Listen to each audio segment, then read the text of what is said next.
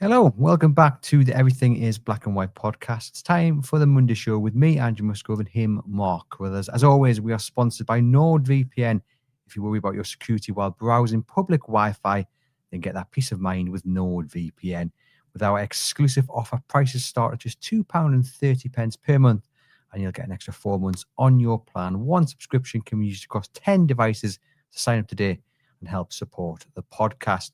We're here to talk about Newcastle's 2-1 defeat to Arsenal, a second defeat out of 3 this Premier League season, with games played at St James's Park. It was looking like it was going to be a valuable 3 points for Newcastle United, who were leading going into the final few moments of the game, but then fell to 2 headers at the death. Nick Valdemare had put United ahead with a thunderous header himself in the first half, but Mikel Merino and Gabriel broke 2 hearts to steal victory. In truth, it was probably what Arsenal deserved. They dominated the majority of the game with 20 shots on goal and forced Nick Pope into several top-class saves, while also hitting the woodwork. 43 touches in the Newcastle United box compared to just 17 touches in the Arsenal box tells you the story. And yet with 6 minutes to go, United were leading. And no matter the dominance mark of the opposition, you really shouldn't be heading home with nothing after being in that position. Feelings of disappointment, feelings of frustration, feelings of despair after this one. And Newcastle United performance of little encouragement, but an ending of defeat which has come from all of their own making and leaves them with just 6 points from the opening 18 available. Your thoughts on that game? Pretty much echoing everything that you said there. I think there was frustration. To me, even when Newcastle were ahead, I never felt as if they were fully in control. I never felt as if there was that kind of unwavering belief that they were going to win the game. That was from the very first minute as well, by the way. I thought Arsenal were very un-Arsenal-like at St James's. We know they can get wrapped up in the atmosphere, but I thought they nullified. They took the sting out of it with large swathes of possession, controlled possession. By no means was it the main reason for the defeat, but I thought Newcastle's midfield didn't impose themselves on Arsenal at all. You look at the set pieces, Newcastle looked all over the place defensively. And it was just, let's be honest, if it hadn't been for Nick Pope, then it would have been an even heavier defeat. There were some positives, but they are by far outweighed by the negatives. Yeah, there's plenty to talk about, but we'll start with the starting 11. Eddie Howe went with 5 at the back, and some people grumbled over this, but I've got no issue with it whatsoever. Arsenal are a very, very good side, and we've seen that they struggle against teams who deploy 5 at the back, no less against Newcastle United last season. And for me, whether you're home or away, it doesn't really matter. You set up in the very best way to stop the opposition and win the game. Now, I have seen some criticism of Eddie Howe over the last 12 hours or so, and I think it's unwarranted, but people have been saying that so far this season, it's been a story of Eddie trying to contain the opposition, trying to stop the opposition rather than playing to Newcastle United's strengths. I think that's a little bit unfair. But what about yourself, Mark? Yeah, I think it may have went down as a sort of back 3, back 5, but I think it looked more of a back 4 in reality with Burn at left back. And I just felt isolating Burn against Saka was a dangerous game to play. Yeah, the Howe criticism, I mean, he shouldn't be beyond it, if we're honest. As harsh as it may seem, I think he's certainly got enough credit in the bank to be able to do this. But I think, I think that the mentality going into this season on the back of what was a successful year last year, a historic year as well, should have been, let's go and have a right go and let's go and get ourselves on the front foot. You know, we've got these signings. Yes, the situation throughout the summer with, the sale of Isak wasn't ideal. I do feel as if that's still lingering around the club at the moment. They're still trying to find their feet after that, losing such a key player. But that shouldn't be an excuse for individual mistakes and lapses of concentration in games. And yeah, I just think the mentality was a little bit wrong yesterday. I felt it was the same in a few games this season. I mean, weirdly, the 2 games when it hasn't been, have arguably been the 2 most difficult games, which was Liverpool, when I know there was a lot of emotion around the game, but Newcastle went and had a right go, And Barcelona, they did the same, and they looked the better side for it. I know they lost both those games, but you certainly came away from them both feeling a little bit better than I think we did after yesterday. Yeah, certainly so. And I think just losing the manner they did yesterday is a massive blow, isn't it? And you do walk away feeling hurt, frustrated, angry. I mean, the question about the defence, because initially it looked like you were going to have Murphy as the right wing back and Tino as the left wing back. Then as the first half went on, that did change to you, as you say, with Byrne at left back. And what you saw was him going up against one of the paciest players in the game, Gordon not necessarily tracking back and offering him that help. And it did leave him vulnerable. And it was a strange decision because Dan Byrne at centre-back has been absolutely superb. This season he's been really good. Last season he was excellent. And to put him in that position, it didn't really make any sense, especially against a player like Saka. But anyway, that is what happened. There were a few formation changes as the game went on. For me, though, football, winning a football match is a bit of both. Of course, you have to stop the opposition, and then you have to also make sure that your players go for the win. Again, criticism whether they actually did that yesterday, and we're quite happy to sit back on that 1-0 lead. I look at Newcastle though, and right now there doesn't seem to be that self-belief, that confidence within that they can actually win games. You know, when you are sitting on a 1-0 lead, you probably should go for the second. You know, Arsenal dominated, but Newcastle, had they got a second goal, Arsenal would have had a mountain to climb, but Newcastle never really looked like adding to that opening goal. Look, though, despite Arsenal's total dominance, is that too much? Near total dominance, shall we say? They certainly enjoyed the better of it, didn't they? There are still some nice moments of play from Newcastle. I think it is just a matter of time before it clicks. And even though it's frustrating now, I'm kind of at peace with it because Eddie Howe's Newcastle United, they do start slow and they build up. And when they do get to that, point in the season where everything clicks, they are for the most part unstoppable. And I think that will come. I've just come to accept it. Obviously, we want to win on Sunday gone. We want to win on Sunday coming against Nottingham Forest. We want wins against every team we've played so far, and we're right to be frustrated at certain elements of the game. But where do you sit? Do you kind of just have that belief looking back at the season's gone that, yeah, this will click, and this is just unfortunately how Eddie Howe's team works? It takes a little bit of time getting to where we want them to be. Yeah, they will get there. We know they will. It's just how soon they get there, because it needs to get to the stage where they are comfortable with a formation, a style of play, a preferred 11 pretty quickly, because otherwise the season can get away from you. Now, we shouldn't forget Newcastle are still, despite the Barcelona defeat, very much still in the race for a playoff spot, at least in the Champions League. They've still got a lot of game time in that competition. They are into the last 16 of the Carabao Cup with the home tie to come.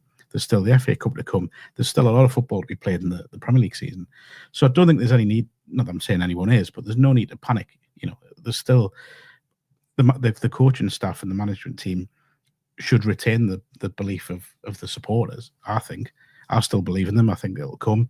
I think the signing of Wissa, the way that's played out with his injury is just unfortunate. I think if he was fit, if he come back from international duty fit, he would be taking the lead role in attack, and everything would be a little bit different. Now, because he's a little bit more similar to Isak sort of stylistically than Voldemort is, maybe that transition would have been a bit smoother, and it would have allowed Voldemort to ease into, even though he's done well in large parts, obviously got the 2 goals, he's done well, but I just think there might have been a bit more of a settling in process with him.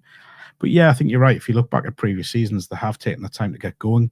One thing that worried me slightly yesterday, they didn't feel comfortable, or they didn't look comfortable in the game, and I felt as if when they got the goal, that the first thought was to sort of just ease back into a kind of defensive mindset. And I think that you can do that against some teams. I'm not sure you can always do that against Arsenal.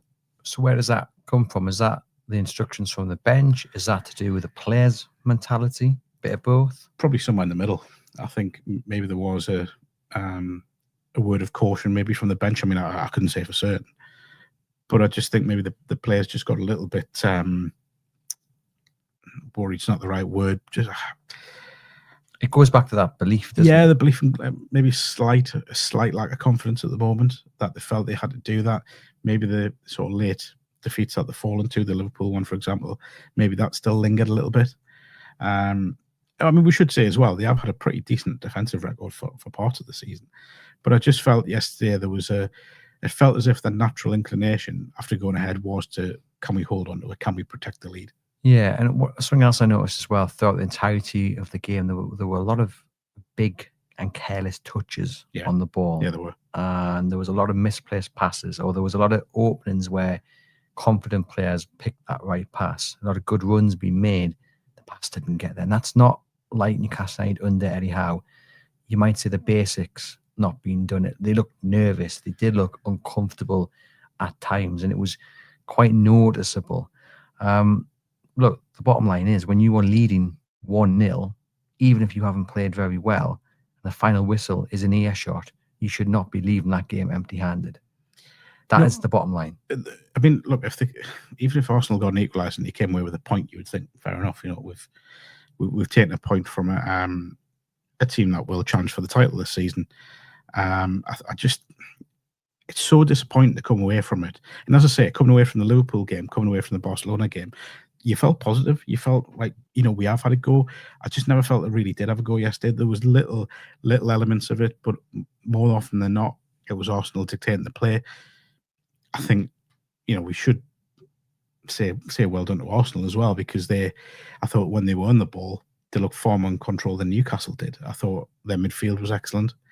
I thought Declan Rice, even though he didn't really impact the game at the top end of the pitch, other than the crosses for the goal, I thought he was excellent. Just played so disciplined. You know, when he chased Murphy back, for example, I just thought he was excellent. But yeah, on the whole, again, I think it is just that belief, and it feels to me like a missed opportunity. Yeah, I think many people will agree with you. Others, though, will say Newcastle were fortunate to be in that position with a few minutes remaining on the clock, because Nick Pope had to make several fantastic saves. There was a tremendous save from Eze with 5 minutes on the clock, and the tone was sort of set from there. I would say Nick Pope is paid, so rather to make saves. On the other hand, 7 shots on goal, 1 off the woodwork, does paint a picture of just how far behind Newcastle United were to Arsenal. But as daft as it sounds, I didn't leave St James's Park, and at no point in the game did I feel that Newcastle's backline was all that vulnerable, to be honest. I thought collectively they played okay, and there were just a lot of shots on goal. Obviously, the stats paint a different picture to me, what I believe, but I never felt like, oh my goodness me, I'm a little bit worried here. I think we saw the best and worst of Nick Pope. We saw what he's good at, shot stopping. Still believe there is few better goalkeepers in the Premier League who are better at stopping shots going in the back of the net. On the other hand, we saw Nick Pope at his worst with his distribution and the fact that he is a little slow coming off his line. The penalty that was correctly ruled out by VAR, that was because Nick Pope came off his line far too slowly. Okay, wasn't helped by the fact Jacob Murphy set him up with a bad pass, but you've got to be quicker off his line. It wasn't a penalty. Right decision by VAR. And then we saw the kick down to Elanga. To many, the right idea. You want Newcastle United perhaps to go after all 3 points. On the other hand, you want to protect the point. That's my kind of point of view. I would have sat back and protected the point, but hey, I'm not the gaffer. And in that moment, as Eddie Howe said, you've got seconds to think about it. Pope saw an opportunity, tried to feed it to Elanga, got the kick all wrong.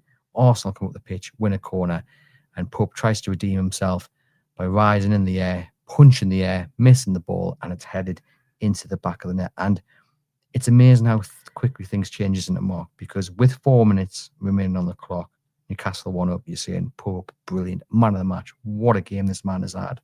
2 goals later, Pope's decision to kick it down the field to Elanga, then the subsequent missing of the ball for the corner, and you're saying, it's a time for Ramsdale. Now, I don't think Eddie Howe will change it anytime soon, but I actually think those mistakes in that game, that kind of 2 minutes of misjudgment from Nick Pope may accelerate his exit from Newcastle's number 1.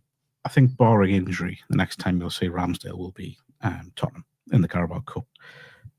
But so this is the reason why Ramsdale was brought in, isn't it? Because you want Pope to have serious competition. I never felt as if, as well as he did when he came in at Spurs, Martin Dubravka was ever really pushing Pope to be number one. The problem is when you play against top sides, and I mean, Arsenal are a top side as much as, they haven't won a Premier League title under the current manager, but they are a top side, full of very, very good players on the back of a massive investment. Now, when you're playing against teams like that, you've got to have cool heads and key moments, and your decision-making has to be absolutely clear and concise. And I just felt yesterday, when things were getting a bit heated towards the end, I think Nick Pope's judgment was clouded. I don't think there's any need to play that ball quickly to Elanga. I think you could have just calmed the player down, let people get forward and play from there. And I think, again, going back to his judgment, I think that was clouded trying to make up for that error, even though I think he complained about a foul as he was kicking, which I'm not really sure there was. So he's in his head thought, right, I need to make amends for what I've done. The cross was never there to be taken. Never. He should have stayed on his line at the very least. We can talk about the defence as well on the 2 goals, because I think that left a lot to be desired, the way the crosses were defended. But yeah, I just think, as I say, you need clarity of thought in key moments. And I think yesterday, as well as he played for 99% of the game, Nick Pope's just let him down for that 1%. But this isn't the first time that we're sitting here saying, why did they try and go for victory? Everyone remembers the AC Milan game in the Champions League a couple of years back, the Liverpool game at the start of this season. You could throw into the hat as well.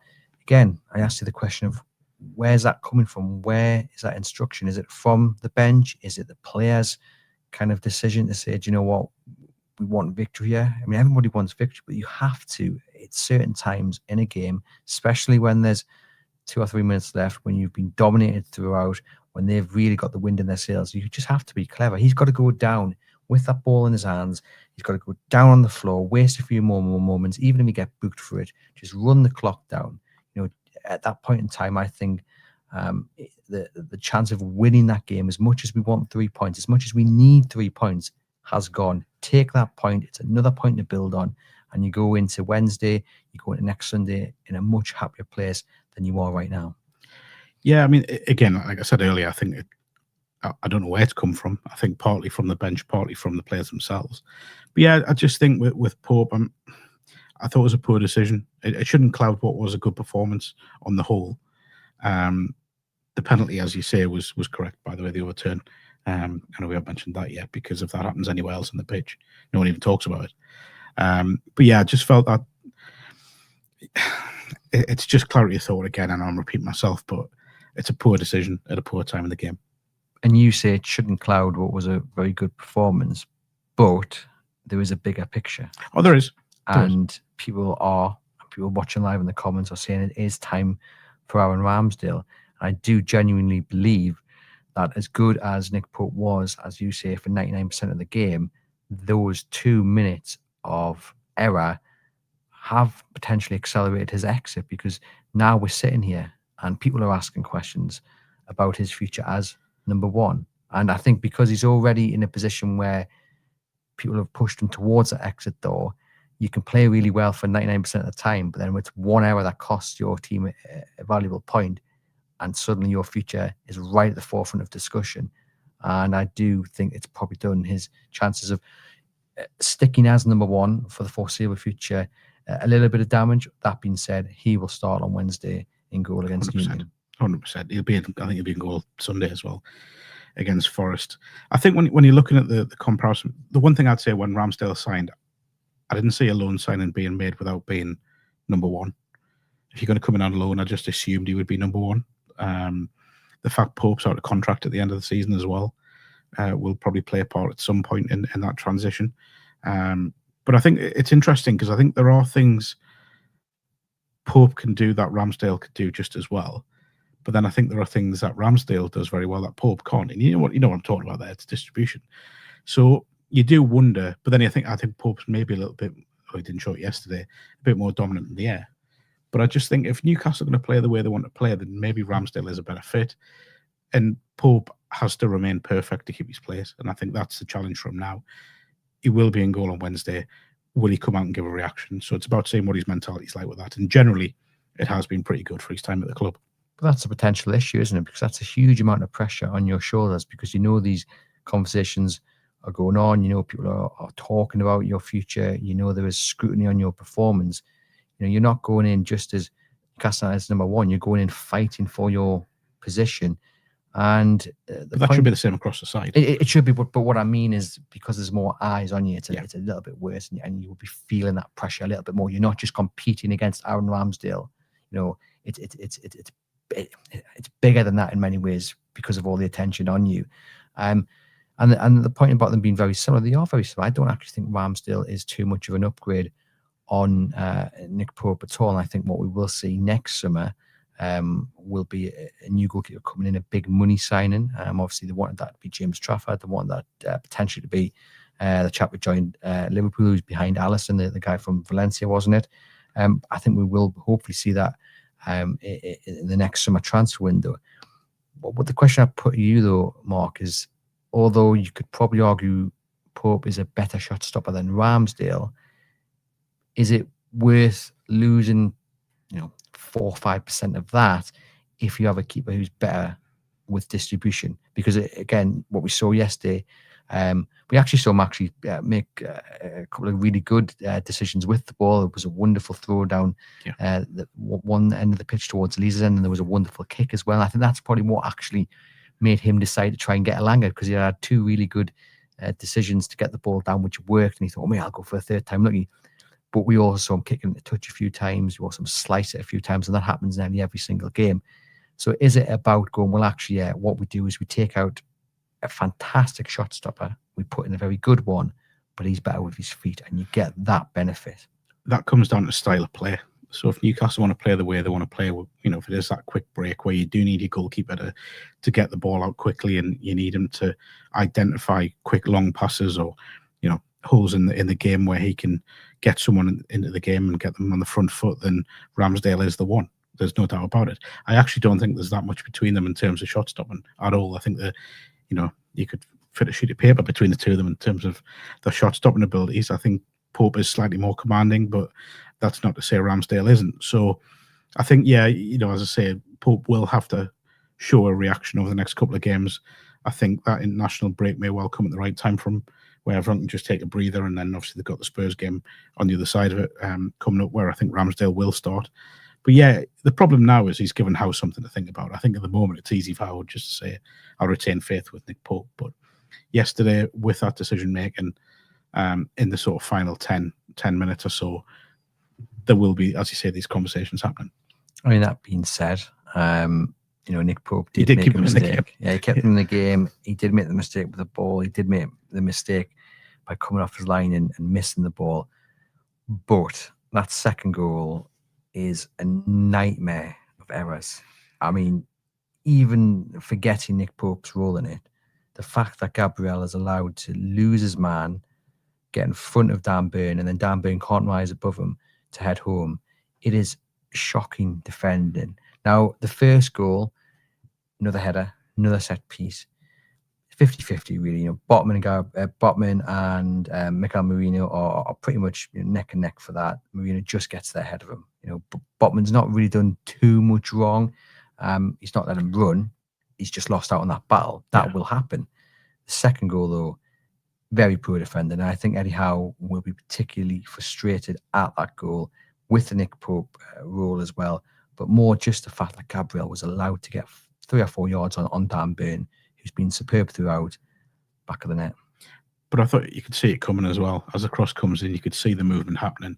I actually thought the first goal, Newcastle allowed Arsenal to work the angle for the cross too easy. So the error was before the actual header from Marino, which was a great header, by the way, I should say. As much as I hate to say it.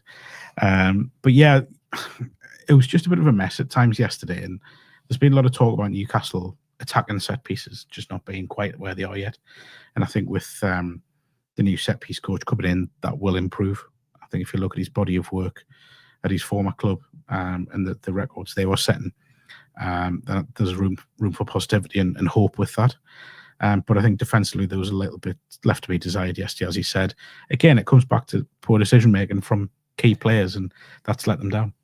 Because again, I repeat, I didn't think the defence looked all that bad. To be perfectly honest with you, I thought Mike Chow looked great. I thought Botman looks like he's getting back to his best. Yes, Dan Burn was putting a bit of a in a horrible predicament over at left back, but they played well. I thought the defence, didn't they? I mean, am I missing something? Because I feel like I'm saying that, and people are going to be starting shouting at us and say, "Yeah, but Nick Pope had to do X, Y, Z." But I genuinely thought they played okay. I think Newcastle are made to play three at the back.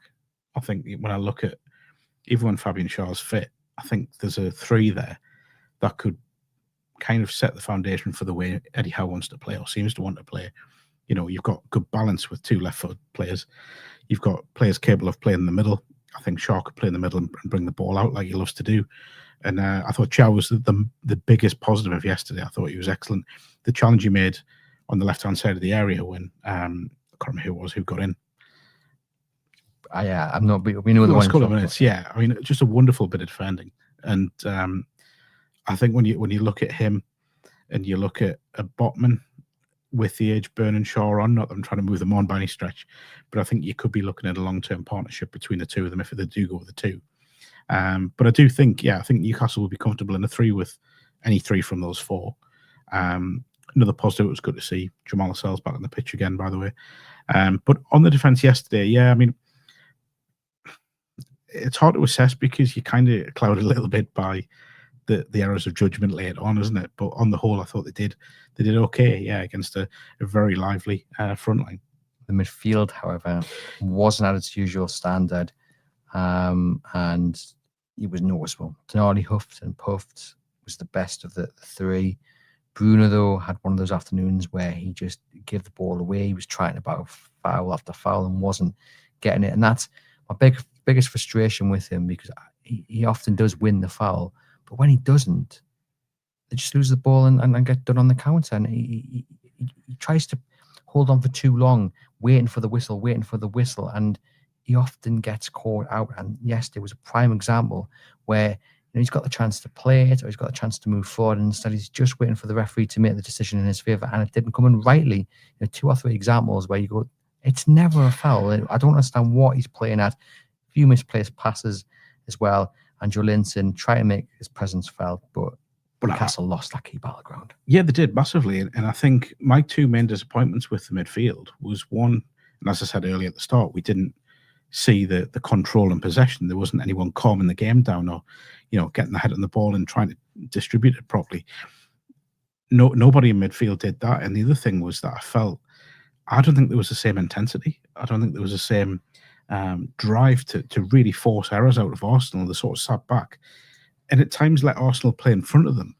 But I think if you go and press Arsenal, as we've seen at St James's in recent years, you can force errors, you can knock them off the game. I just thought Newcastle made it too easy for Arsenal for large parts yesterday, especially when they went ahead. They looked so tired far too early in the game, Tonali, Bruno and Jolinton. There was one moment where Arsenal hit them on the counter and Tonali's making up ground. Bruno's kind of looking a bit sluggish, like he's kind of dragging a boat behind him. And the play goes out to the left and both players kind of just stop following their men. And everyone in the stands going, you've let him run here, and the ball does go out to the man that Bruno's let go. It doesn't come to anything. But there were elements of their game where the space was so noticeable and the energy levels were so noticeable as well. And just, we sit here and we say, on form, when everyone's fit, Newcastle United have got the best midfield three in the Premier League. But again, it was shown on Sunday that perhaps that's said with a bit of black and white blind faith. No, I don't think it is. I think they are genuinely, I think, one of the best midfields in the league. I think you can rank them alongside anyone. And I think if you say how many of them will get into other teams, at the top end, I think you could make arguments for them. But I think yesterday was just an off day for whatever reason. They looked as if they, like you say, they lacked that energy. They certainly lacked the intensity. I don't think, I didn't feel there was a connection between the crowd and the team either. That sort of, again, I go back to previous games against Arsenal where we've kind of, that intensity has come from the crowd and it's kind of manifested itself on the pitch with the players. I didn't sense that yesterday. It was all just a bit timid. And that surprised me. And I'm not going to say it worried me. It was just more of a surprise, more of a shock. They will get better. It will be a one-off. But there's just some key players just not delivering at the moment. And I think when you look at the top end of the pitch as well, Voldemort is looking increasingly isolated.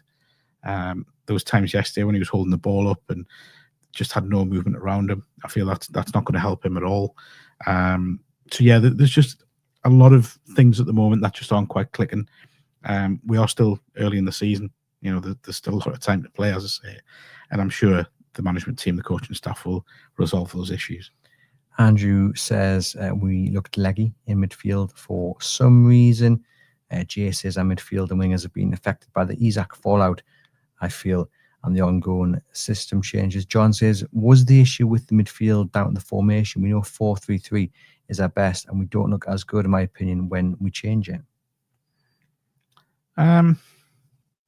Yeah, there could be that argument because there is a little bit more emphasis put on them defensively, I guess, yesterday. Maybe that played in the mindset that was showing that lack of drive forwards. Yeah, I think you said before, didn't you, that Joe Linton just didn't quite try to impose himself, but couldn't for whatever reason, and I found that quite strange. Because there's usually the games where he's at his best. Yeah, but again, that goes back to what you were saying, that maybe the crowd and Newcastle United's players weren't maybe on the same page yesterday. You know, I agree. It didn't feel like the previous Arsenal games that we've witnessed here in James Park. There were moments, obviously the VAR and the penalty, and you could see Arteta getting a bit wound up on the touchline. And there was moments where everyone was kind of in sync. But you watch back the highlights as well, and Jacob Murphy doesn't look his usual energised self. I just go back to what I said earlier. The basics were just not being done. Yep. Really heavy touches, wrong decisions being made, and it happened a lot as well between the midfield and the back line, where the ball would come down. The midfield is either kind of it's one touch back to the defender, or it's hold on to it, wait, look for an option, and then go back. What you've then allowed Arsenal to do is to close the space, and there were some dangerous hospital balls into various teammates, and you're just thinking, goodness me, like Dan Burn needs it into his left to get it up. If he has to take more than 2 touches, then he's in bother. And I just felt it wasn't Newcastle's best performance by any stretch of the imagination. Against Liverpool, they were excellent. They were positive against Aston Villa. They were okay against Leeds. But it's hard to come into this episode and look at what we saw yesterday and sit here and be overly positive about what we saw. There were still moments, but for the large part, it looked like a tired Newcastle United. Which is a little bit of an awe of the opposition, to be quite honest. Because all of the aspects of that Liverpool game and the Barcelona game, when they were at it, and again, we shouldn't forget they did lose those games, but everything positive about those 2 games, the energy, the intensity, the drive to press the opposition, even high quality opposition like they were facing, were just lacking yesterday. They just weren't there. Or if they weren't there as much as they have been in the past. And that for me is the biggest disappointment. I didn't come away thinking, Newcastle have given everything to win that game. I just didn't feel that I could say that yesterday. Whereas against Liverpool, against Barcelona, you could. We've got Greasy here saying the crowd were up for yesterday. The team just didn't give them anything to shout about. Yeah, and it works 2 ways. We've been going to Newcastle games long enough now to know that there are times when the crowd needs the players to get them going, and it works 2 ways. And yesterday I felt it was possibly just a little bit one way. I think the atmosphere was good, really good, but the players didn't feed off it in the way they normally do. You mentioned Voldemort then. I think he proved yesterday he was up for the challenge. He had a real battle against Gabriel, and we'll talk about what I definitely think was a red card for Gabriel in a moment. Again, some lovely footwork by Voldemort, but there is a feeling amongst some that the team is still adapting to him as their main target man. The stats don't lie. The big man has only had 4 shots in 216 minutes of Premier League football. Admittedly, he's got 2 goals out of that. It's not a bad conversion rate, but still not many chances. Hit the ball with the other. Yeah, not many chances though created overall. But then Newcastle United themselves have only had 39 shots in the opening 6 games of the Premier League season. So listen to them stats, Mark. What does that tell you? That they're still adjusting from the loss of a key player. They're still adjusting to very much a different style of forward. I made pains to call him a striker because I don't think he is an out-and-out striker, but they are adjusting to a new attacking player in the side, or 2 with Elanga as well. I said it earlier, but I think in an ideal scenario you'd have a fit Johan Wissa, who is more similar to Isak, who'd be playing in that 9. And Voldemort would be either slowly making his way into the team, or would be playing. Even though Newcastle don't play with a number 10, I think you could kind of accommodate that. Well, I think anyhow should accommodate that.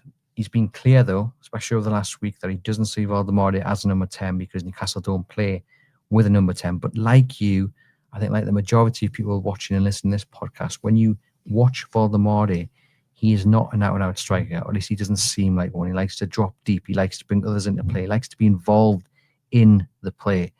So I would say that Howe does need to consider a formation change.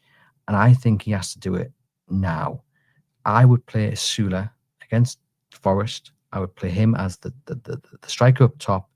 Voldemort off him. That means Joelinton drops to the bench. But I think that's what you need to do. Voldemort is the club record signing. He's the main man. To get the best out of him, he needs someone to play off, in my opinion. And I think if that's the plan going forward, when Wissa is fit, you've got to do it now. There's no good doing it when Wissa is back, because you're then going to have 3 or 4 weeks of a transition period where Wissa gets used to playing with Voldemort and everybody else gets used to playing with a number 10. And then Wissa's off to the African Cup of Nations. You need to do it now to make sure that when Wissa is back against Brighton, if that is indeed the match he returns to, then they're already a little bit used to it. They've adapted to that. And he can just slip straight in and Asula drops to the bench. Who knows? Asula might have hit 3 or 4 by then and it'd be a big headache for Eddie Howe. Fingers crossed.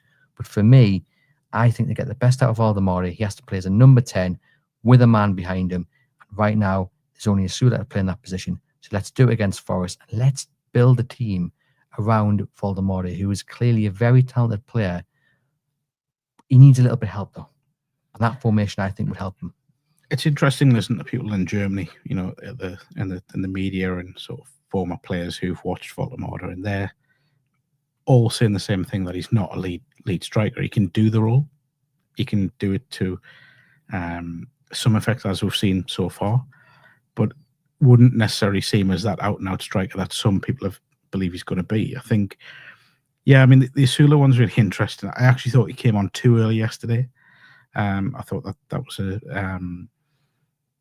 there were times when his decision making, again, where he was closing down and leaving spaces, didn't quite work. I think you need to be a little bit more, if Newcastle were going to go into that sort of low block, you just need to be a little bit more reserved in his press, because it allowed Arsenal to get out too easy. Whereas Voldemort, if you watched him, kind of stayed central and made Arsenal make decisions, whereas Sula didn't. Look, I think we spoke about Sula quite a bit over the last few weeks for various reasons, and there's no doubt he has improved since he's come in. I just think it will be a big call to throw him into a Champions League game. I 100% get where you're coming from in terms of that, you know, the 10 and 9 roles where we think Voldemort will be that 10. I think it's just a big ask for Asula at the minute to start in a Champions League game and in what is now a big Premier League game against Forest. Well, let me know in the comments your thoughts on that potential formation change. Steve says Wissa will be the difference. He's not the Swede, but he's forward-facing and will change the formation for the better. Nick can play off him. Jay says we need to feed Voldemort, build a team around his play. And Mick says, why didn't VR pick up on the assault, in his opinion, of Big Nick Voldemort? Well, we're going to talk about that now. And this came from Voldemort beating Gabriel in the air for his goal. Fantastic header.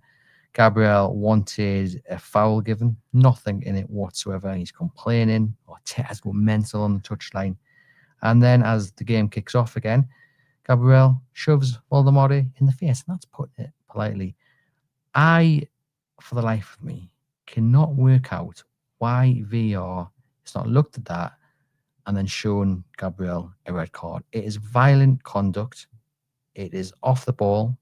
Totally unnecessary, not justified in any stretch of the imagination. Not a shoulder barge, not a 50-50 challenge. It's a shove in the face. Now, if you're an Arsenal fan and you've stumbled across this podcast, you're probably shouting, what about Bruno a couple of years ago? Go back, listen to the episodes. I said then, Bruno should have seen red for the foul on Jorginho that was not given. You can't shove someone in the face on the pitch and get away with it. Apparently you can do if you're Arsenal. It's just such a shame that we're talking yet again about VAR when it's actually done its job in the first half. for that penalty that was not a penalty. And then just 10, 15 minutes later, he was sitting watching Voldemort get shoved in the face and nothing gets done. And then he goes on to win the game for Arsenal. Can I firstly go on with the goal? So I said this on social media after the game, or during the game might have been, but Arteta's complaining about the push on Gabriel and the goal. If I was him, I'd be asking my centre-back why, after minimal contact, instead of focusing on a ball that's a pretty simple-headed clearance, by the way, why aren't you just getting rid of it? Why have you gone to ground so easily? That's the mistake there that Gabriel's made. It's poor. It's in fact, that's being kind. There's words I could say that I won't on here. It's really dismal, to be honest. In terms of the incident with Voldemort moments later, yeah, 100% agree with you. I can't get my head around why VAR hasn't intervened in that. I'm sure there'll be some flimsy excuse offered by former referees. We've probably seen them already I haven't seen Sky Sports this morning with Ref Watch, but I dare say there'll be a flimsy excuse offered. Wasn't enough contact, or wasn't an open palm or a closed, whatever. For me, at very least, it should have been looked at, and at very least, it should have been a yellow card. I mean, at very least. There is no need for Gabriel to go in on Voldemort like that. There is no need to raise hands to him. The worst part was the aftermath where he's telling Voldemort to shake his hand. So you look, he's not punched in the face, pal. Like, I know you wouldn't because he's not that character. And I think Voldemort made a great point after the game when he said it's not in my game to go down easily when someone does that to it. Now, if he had have done, there may well have been a bigger decision to make, but you don't want to encourage players to do that. Yeah, Gary here watching live on YouTube has made reference to the fact that Les Ferdinand said that in the pre-match or the post-match analysis that Voldemort should have gone down under that elbow/fist, as VAR would have looked at it differently. And maybe that's just a little bit of naivety from Voldemort. I totally agree. I hate it when players go down for nothing. If we're criticising Gabriel for going down for that shove, then we're probably criticising Voldemort for making a deal of it. However, there was contact to the face, and in the Premier League, unfortunately, sometimes you do have to act like you've been, pushed to the floor with I don't know, the full force of a hurricane rather than a little palm. Something to learn, maybe. If it's the other way around. Oh, Gabriel's down the floor roaring all the way down to Central Station while Voldemort gets a red card. Unquestionable. But look, the referee was shocking throughout. And I haven't seen a good refereeing performance this season yet. And it's been another bad weekend for VAR. It's been another bad weekend for on the pitch officiating. I can't understand how they can be so bad at their jobs. You know, the lack of consistency throughout that game yesterday was embarrassing. 2 examples of Newcastle United getting the break on Arsenal players and they've fouled them. Gordon was one. I think it was Saka that clipped his heels and he went down. Now, you had 2 examples when Newcastle United did that. Dan Burn got penalised. I can't quite remember who the other one was. I think it was Bruno Tonali. But they got penalised. And rightly so. You know, the Arsenal player was away. It's a tactical foul. Dan Burn knows he's not going to get there, so he has to bring him down. Okay. If that's yellow card, which I totally agree it is, then why is Saka not getting done? And I think Timber was the other one. Why wasn't he getting done? And it's the consistency. Because if it's the other way around, I'm still saying the lack of consistency is a massive, massive issue. The standard of refereeing is only getting worse. You had Dan Burns' shirt being tugged several times. Where's the consistency? We've seen it in other games. It's a foul. It's a penalty. There needs to be a level of consistency. And I know it's all kind of subjective to the referee, but it's getting worse by the week. But isn't it funny that 7 days ago we're talking about Voldemort going down too easily when he was pulled, and he was pulled at Bournemouth, and now us, not necessarily just us, but other people are saying that he should have gone down yesterday. It shows. But yeah, I think, look, the biggest thing we need from match officials is consistency. And that's consistency in the decision-making process, consistency in on-field decisions, consistency in their conduct towards every team. And there are massive inconsistencies from game to game, and sometimes from minute to minute. I thought, yeah, the officials yesterday, it was really strange day all round. You're right. I mean, there were a lot of things that similar fouls were getting different outcomes, and you can't have that. And I think going back to VAR, the thing with VAR is we seem to think it's going to be this magic, everything's going to be right all of a sudden. But at the end of the day, it still comes down to someone's opinion on what's happened. It's not down to, the VAR machine or whatever. Can't just say that's right, that's wrong, that's this, that, and the other. It's down to that official looking at something and going, yeah, I don't think you got that right. It's still a human decision. So unless the officials get on the same page and produce consistent decision making, we'll still be talking about this until the cows come home. It's so frustrating. I mean, it really is. And Mbeumo, I think, rightly get a penalty against Brentford. Exactly the same scenario that Waldemar found himself in against Bournemouth. And you could argue that the defender against Bournemouth had more Waldemar's shirt than Nathan Collins did on Mbeumo. And that's the consistency, which is killing the game, essentially. It really, really is. Because if Newcastle United, if Gabriel gets sent off, he obviously doesn't score the winning goal, Newcastle probably going to win that game. We've also got a penalty appeal here, handball, Alanga down the wing.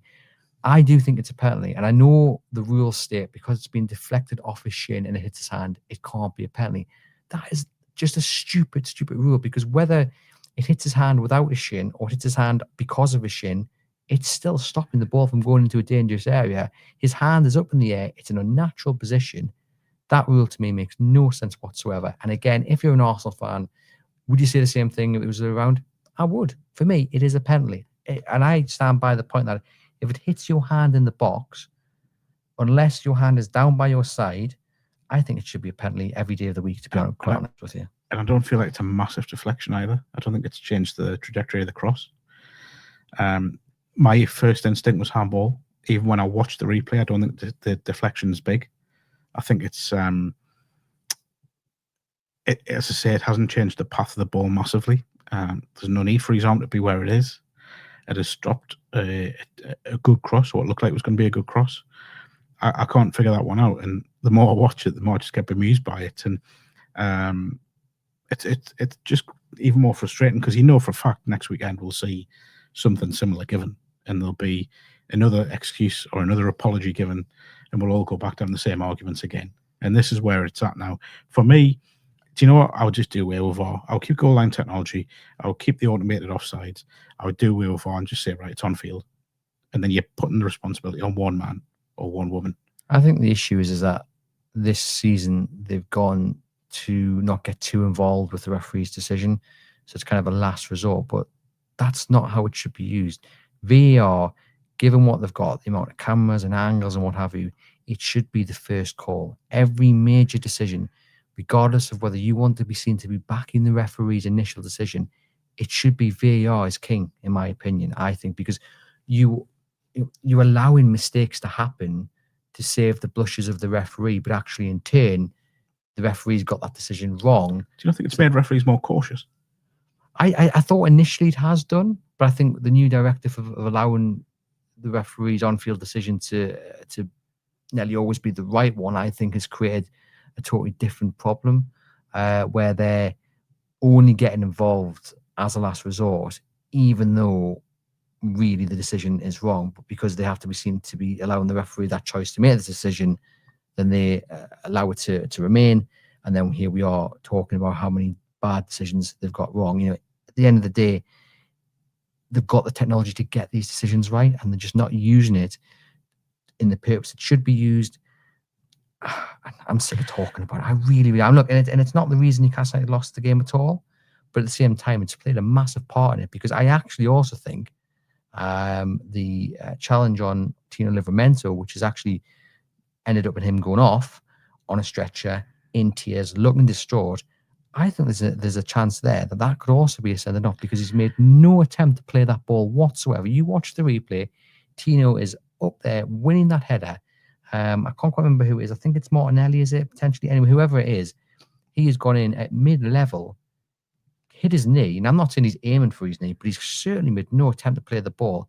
I don't even think it was even looked at. And here we've got is England's best fullback now potentially out for goodness knows how long, and absolutely no punishment from the player who's laid him out on the floor. I thought it was a major turning point in the game, by the way. I thought Livramento going off sort of just put a bit of chaos in that back line. and got rid of the clarity thinking I was talking about earlier. But yeah, I mean, those sort of challenges, Harry Kane's noted for it. He used to do it all the time in the Premier League and get away with it, where that player's gone up for a header. He's not challenging him, he's backing into him, putting him off his balance. And how that isn't dangerous play, I don't know, because if you come down anyway, once you're out of control in the air. So yeah, the one on the handball as well is, it would be interesting if the referee on field had given it, to see if there would have been a clear and obvious error to overturn it. I think that was the argument put forward for the Pope challenge, wasn't it, first half? That now with that one, I'll say it again, if it's anywhere else on the pitch, I think it's given. Simple as that. I think it's given as a free kick. The same with the handball. I think if that's anywhere else on the pitch, it's given as a handball, no questions asked. So I don't see why it's any difference if it's in the area. So yeah, I think again, it's just this VAR process is just bemusing. I'm not a man who believes in God or anything, but I'm going to pray right now. Next Monday, right? I don't want to talk about VAR. Whether Newcastle United have been beaten by Nottingham Forest or whether they've won 7 or 8-0, please, for just my sanity, can we just have a good Premier League weekend where referees have good performances, VAR does what it's meant to do, and we come in and we can talk about the football? Because I'm sick of mentioning the word VAR. I think you'll be getting a text from me at about 3 o'clock next Sunday afternoon going, we'll talk about that then. I thought you were going to say 1 minute past 3 on Saturday when the kickoff, whatever game is played on Saturday afternoon, instantly has a VAR decision. That's wrong. Just to go back to the start of the second half, we saw Newcastle United come out really quickly. Good couple of chances. Valdemar hit the bar. I think Murphy was adjudged to be offside, although it would have been close. Gordon then puts one into the 6-yard box and there's no one to hit it. Joe Linton flashes one across the 6-yard box as well. And maybe that's another case for let's get an out striker in the starting 11. They would do if they could do. But after that, it was pretty much all Arsenal. People have said that Newcastle made the mistake of sitting back as opposed to going for that second, allowing Arsenal to come on to them. But again, first 10 minutes or so, they were looking quite dangerous. And I just wonder whether it was tired legs that then allowed them, or forced them rather, into backing off and trying to contain rather than go for a second. I think maybe a combination of tired legs and tired minds. I think because Arsenal had a lot of possession first half, where they were moving Newcastle around, and then that sort of electricity came into the play in the final third, where it was quick movement from Arsenal. Even though Gyökeres didn't really do a lot, the players around him were certainly busy. I thought Trossard and Saka looked a threat every time they got on the ball. I wonder if Newcastle were mentally tired. It's not an excuse, by the way. This can't happen at the top level. But I do remember thinking after 10 minutes of the second half, when those chances came, I think we're going to be all right here, because you just thought, right, they're up for it. They're going to go, keep going and going and going. And eventually a second will come. And let's be honest, if a second goal comes, I think we win the game. Simple as that. However, for whatever reason, they just drop back into their shells a bit. And you can't do that against teams like Arsenal. The amount of talent they have in that squad. You looked at the bench and the players they brought on. Martinelli, I know he's not a guaranteed starter, but I think he's a brilliant winger. I really like him. You looked at the other players, Moreno coming on. These are talented players coming on to make a difference. Newcastle can't defend it like that for that long against such high-class players, because eventually they'll find a way. Yep, and they did find a way. We had Mikel Merino getting an equaliser before Gabriel got the winner. Now, a lot of people in the aftermath of the game have been talking about the mentality of Newcastle United, and that is the title of this show. Is there an issue with Newcastle United seeing games out? That is the claim from some. I have to say, I felt Arsenal were going to get at least a point. I know you said there you felt Newcastle United were going to be okay, but only after that 10 minutes. Right. Well, I just as the game went on, and maybe more so after those chances went begging, I just felt Newcastle United were going to let this slip. I don't think that's a mentality issue of the players. Unfortunately, that's just me. I think it depends on your definition of mentality, doesn't it? They've switched off again. They're tired. It's not an excuse, but they're absolutely shattered. They're giving their all. First goal, should Botman do better? Yes, but as I've said, 50-50. Second goal, very poor defending. But is that down to mentality, or is that just poorly organised, discipline, getting tired, concentration? maybe a bit of all. What is your definition, Mark, of mentality, and have Newcastle got an issue with it? So I think there's a bigger picture that we looked at here with Newcastle right now, as where we're at as a football club. Said this for a while. I thought the Carabao Cup final win may well have changed the mentality a little bit. Qualified for the Champions League, I thought may have changed the mentality a little bit. But I still feel as if we're caught between, are we really one of the top clubs in this division now, or are we still pushing? And I think there's some really pertinent questions to answer of the club, of the management team, of the players. Do you feel as if you're elite now? Now, beating Liverpool, a side as good as them, who ran away with the Premier League title last season, and delivering a trophy after, 70 years, domestic trophy, that should have given them that belief. But I got the feeling yesterday they weren't quite there. You mentioned earlier, I think you used the phrase in awe of Arsenal, and I felt there was a little bit of that. Now, I think whenever a team comes to St James's Park, they should know that they're in for a game. And I think Arsenal yesterday thought they were going to be, but after the first 20 minutes thought, well, not at ease, but they look comfortable. And that should never happen, no matter who you're playing, whether you're Bradford City or Arsenal or Man City or Liverpool, whoever, or Barcelona. You should know you're coming to St James's Park for a game. So I do feel there are some major questions to answer at the moment for Newcastle of how do you see yourselves as a football club? Are you going to be an elite? Are you still on that pathway to become an elite? Or are we still going to be that club trying to break into the elite? The party crashers. Yeah, which is great for success every now and then. But from what we're led to believe, and what I think we can believe, PIF and the owners want us to be an elite club. And at the moment, I don't feel as if that's there yet. I think they've got some elite players. Joe Linton, Bruno Tinani especially. Brilliant. Yes, they've been hit by the Isaac exit, and people will be sick of his name being mentioned, but he was one of the very best, and that is going to impact you, whether it happens in the last week of the transfer window or the very first week. You know, they have to adapt their style, have to reinvent the wheel with Voldemort. I think it goes back to belief. You know, do they believe that they belong as an elite football club? Do they believe they belong in the top four? And look, they've matched pretty much every single side in the Premier League, really. But what we are seeing far too often, I think, for everyone's liking, is that against the top sides, if they don't make their chances pay, if they're not clinical in front of goal, then as time goes on in the game, as the pressure mounts, more often than not, they do crumble. I mean, you think back to that 3-3 draw with Man City way back in the early days. You know, they should have seen that game out, shouldn't they? And you think back to the Liverpool game this season, Arsenal on Sunday.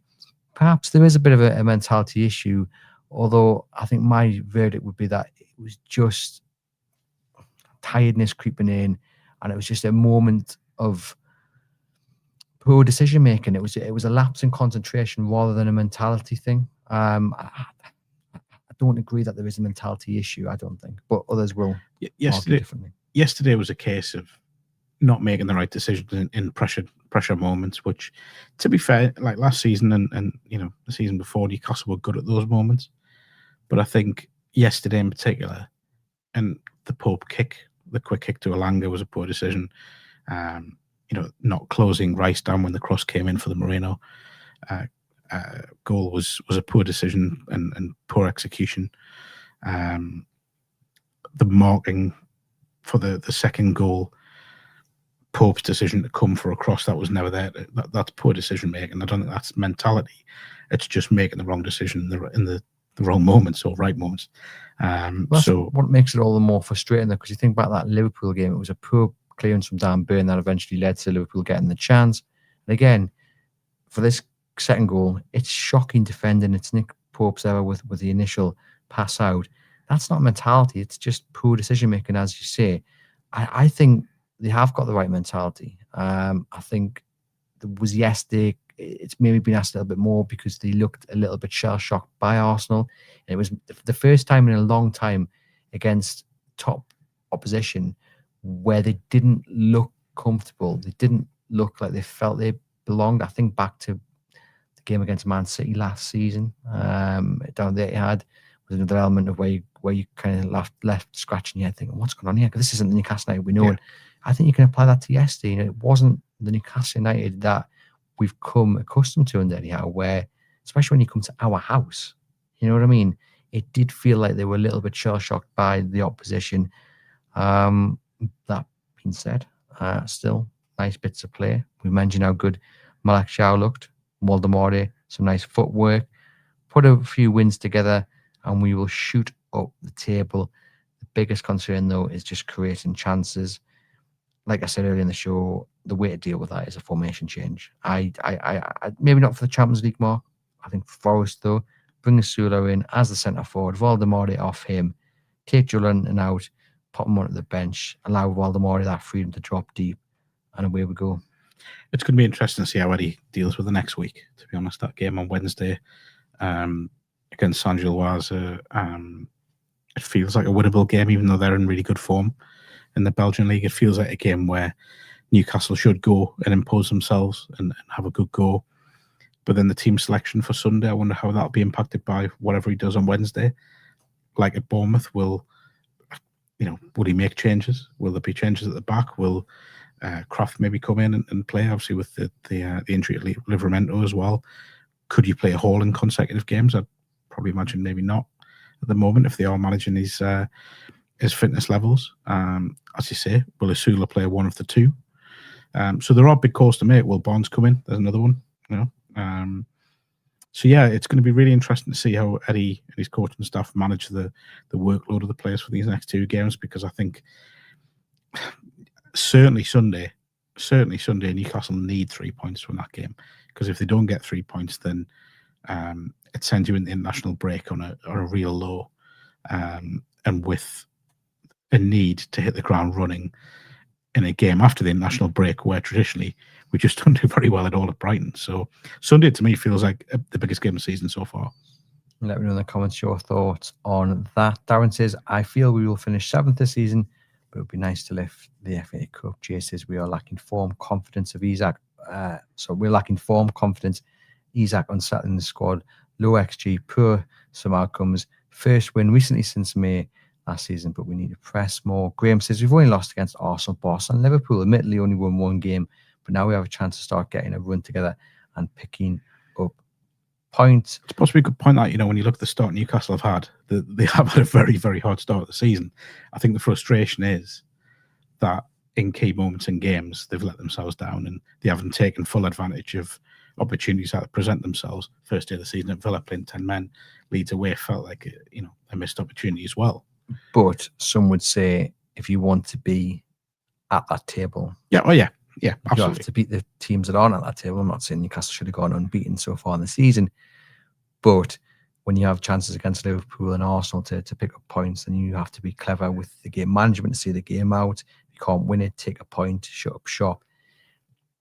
But we're speaking from a kind of a voice of frustration because they have played well, albeit not very in many moments against Arsenal, but still some nice elements. And I think the frustration is that we know they can do it, and it's just individual errors which are costing Newcastle at the moment, and they're paying the price for Yohan Wissa getting injured. But it's not all doom and gloom, is it? Not at all. Not at all. There's still a very, very strong playing squad there. There are players there that would get into any other team in the Premier League, I think. There's just a little bit of an adjustment period again. I said it at the very start. There's a hangover from the summer. There's no doubt about that. The fact that strikers weren't brought in until the last week of the window, the fact that the Isaac situation rumbled on and on and on and kind of influenced everything else. There is still that hangover, but now we are getting towards, a quarter of the season gone. And I think it's time for the players to move on from what happened in the summer and really push on and start imposing themselves on games and showing that belief, that confidence, that ability, that the energy that we know is the hallmark of a good Newcastle United side.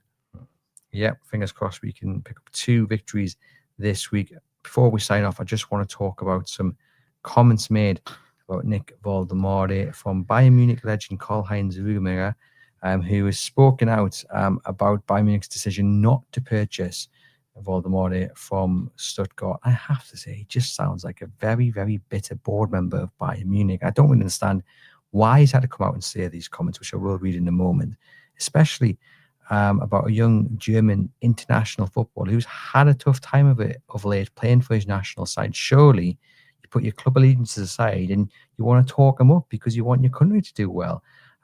He has said in an interview with Blink Sport, I'll be honest, when this story with Voldemort and the demand from Stuttgart came up, I said we're getting slowly to a level that I certainly don't find acceptable anymore. We shouldn't fulfill every demand to make someone happy, especially the financiers at Stuttgart. I can only congratulate those in Stuttgart for finding, and I'll use quotation marks here, an idiot who paid that much money, because we certainly wouldn't have done that in Munich.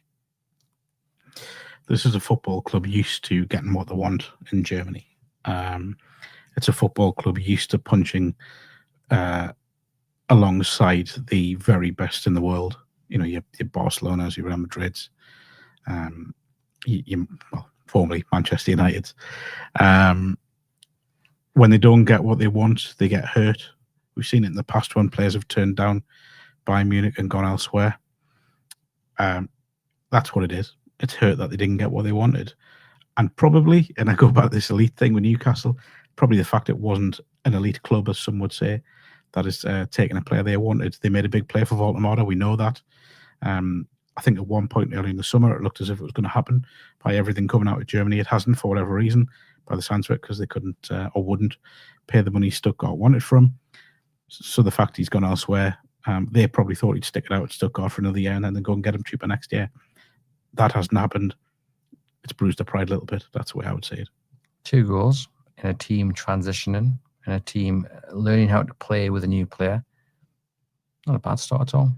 Not at all. And I think what's pleased me most about Nick Voldemort is his attitude. I loved his reaction to the Gabriel stuff yesterday. I love his reaction on off the pitch when he see him in videos that the club put out. I think he's eased into the group pretty seamlessly in terms of, away from the pitch. Yes, there is that transition on the pitch still going on, but I think we've seen enough to know that he will become a very important player for Newcastle United. And these are early days, didn't happen for Alexander Isak straight away. It didn't happen for many strikers straight away. But I think with forwards straight away. But I think with Nick Voldemort, we've seen enough to know that once he settles fully, once he fully acclimatizes to the Premier League, Newcastle United have made a very shrewd addition. Yep, indeed. Newcastle United, unfortunately, losing 2-1 to Arsenal.